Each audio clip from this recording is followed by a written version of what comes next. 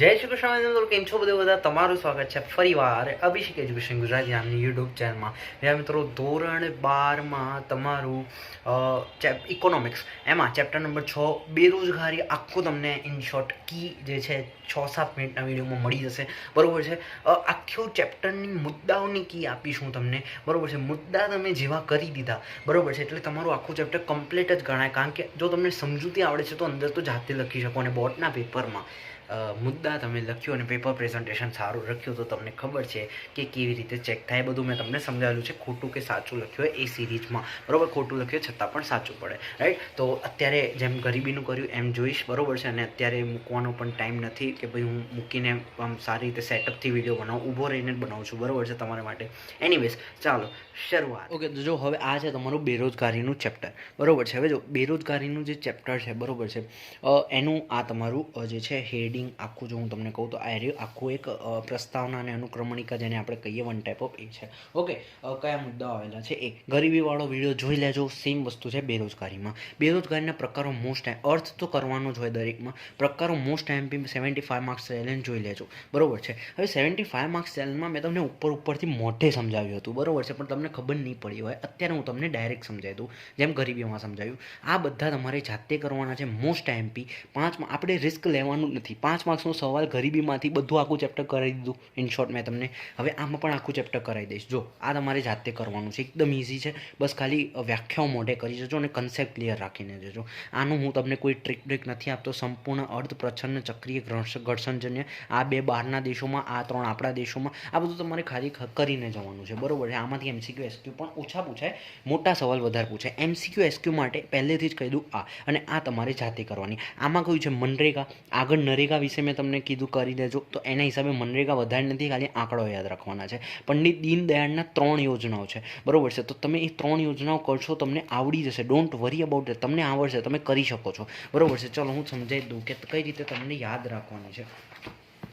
1, 2, 3 1, 2, 3 ઉપર મનરેગા, દીનદયાળ ઉપાધ્યાય શ્રમયોજંત યોજના, દીનદયાળ ઉપાધ્યાય ગ્રામ જ્યોતિ યોજના, દીનદયાળ ઉપાધ્યાય ગ્રામીણ કૌશલ્ય યોજના અને પ્રધાનમંત્રી કૃષિ સિંચાઈ યોજના. તો આ પંડિત દીનદયાળના હિસાબે 3 તમે યાદ રાખી શકો.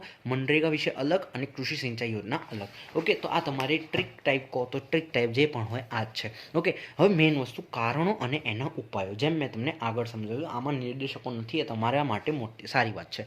હવે જો જેમ મેં તમને સમજાવ્યું હતું એ રીતે જ એક વસ્તુ યાદ રાખવાની, સામે બીજી વસ્તુ આપોઆપ યાદ રહી જશે. ચલો, સૌથી પહેલો મુદ્દો આ વસ્તી વૃદ્ધિનો ઊંચો દર. તો એની સામે વસ્તી નિયંત્રણ કરવી.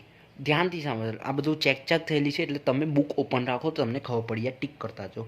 રોજગારીની તકોમાં ધીમો વધારો. તમે આનો મુદ્દો વાંચશો તો તમને ખબર પડશે. એની સાથે લિંક કરેલો છે આર્થિક વિકાસનો દર ઊંચો લઈ જવો. કેમ? કારણ કે રોજગારીની તકો જે છે ધીમો વધારો થાય છે, જેને કારણે ઇન્કમ ઓછી થાય છે. ઇન્કમ ઓછી થાય છે તો પછી એ લોકો ખર્ચ ઓછો કરે છે. ખર્ચ ઓછો કરે છે તો ઇન શોર્ટ એમની માંગ ઓછી થાય છે અને એમનું જે જીવન ધોરણ ઓછું થાય છે, જેના કારણે દેશનો વિકાસ થતો નથી. તો આર્થિક વિકાસનો દર ઊંચો લઈ જશો તો ઉલટું થશે. માંગ વધશે, ખર્ચ વધશે, આવક વધશે અને એમનું જીવન ધોરણ વધશે. ઓકે, અને ગરીબી રોજગારીમાં વધારો થશે. ઇન શોર્ટ આવું છે આર્થિક વિકાસનો દર ઊંચો લઈ જવો. તમે વાંચશો તો તમને ખબર પડી જશે. આ એનો બીજો મુદ્દો. પછી ત્રીજો મુદ્દો તમારો કયો આવશે કે ભાઈ વ્યવસાયિક શિક્ષણનું નીચું પ્રમાણ.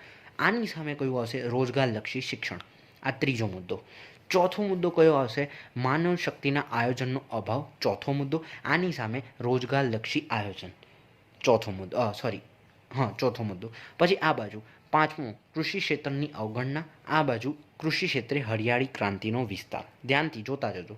પછી છઠ્ઠો મુદ્દો અપૂરતી માળખાકીય સુવિધા. અને આ બાજુ છઠ્ઠો મુદ્દો આંતરમાળખાકીય સેવાઓનો જે છે વિસ્તાર કરવો.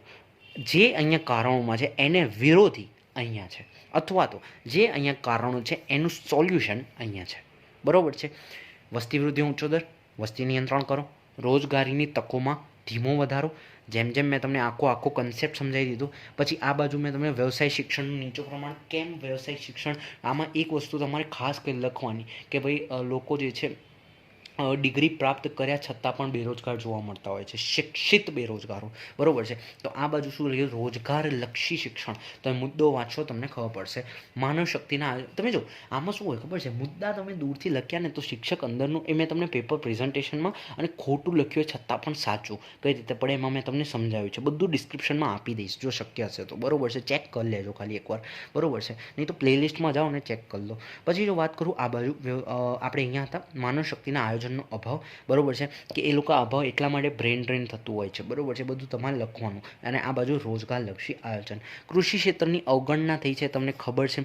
તમે ડિટેલમાં વાંચો ખબર પડશે. અને આમાં કૃષિ ક્ષેત્રે હરિયાળી ક્રાંતિ વિશે ડિટેલમાં વાંચજો. હજુ પણ કહું છું, હરિયાળી ક્રાંતિ બહુ જ આઈએમપી છે.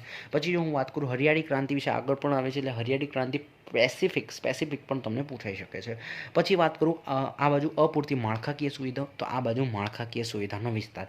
આઈ ચેલેન્જ યુ, જેટલા જુઓ તો એમાંથી 90% સ્ટુડન્ટને 80% ક્લિયર થઈ ગયું છે. હવે ખાલી એકવાર એ લોકો લખી દેશે બુકમાં, પેજમાં, રફમાં, તો તમને આવડી જશે. બીજી વસ્તુ આ તમે જાતે કરી દો, એકદમ ઇઝી છે. આમાં મેં તમને સમજાવી દીધું. 3 દીનદયાળ ઉપાધ્યાયના યાદ રાખો. એક તમારું જે છે મનરેગા, જે નરેગા ઉપરથી આવેલું, અને એક છેલ્લું તમારું સિંચાઈ યોજના, પ્રધાનમંત્રી સિંચાઈ યોજના. આટલું યાદ રાખો. અને જય શ્રી કૃષ્ણ કરીને જે છે પેપર આપવા જજો, બરાબર. 5મું 6ઠું ચેપ્ટર તો મેં જ ક્લિયર કરાવ્યું. તમે કહેશો કેમ ક્લિયર કરાવ્યું, સમજાવ્યું તો કશું નથી. અરે માણસ એટલે કે મારા ભાઈ, મારી બહેનો, બરાબર, મારા સ્ટુડન્ટ્સ, એક વસ્તુ ધ્યાન રાખો. ઇકો બીએ આ થિયરી સબ્જેક્ટમાં તમારા મુદ્દા મેઇન હોય. તમે અત્યાર સુધી એક્ઝામો આપીને આવ્યા, તમને ખબર છે. તો મેં કેટલું તમારા માટે કર્યું છે તમને ખબર છે. ચલો આ વિડીયોમાં રાખીશું આટલું. જો વિડીયો પસંદ આવે તો લાઈક, શેર, સબસ્ક્રાઈબ બધું જ કરજો. મળીશું એક નવા વિડીયોમાં નવા ટોપિક સાથે. ત્યાં સુધી જય શ્રી કૃષ્ણ.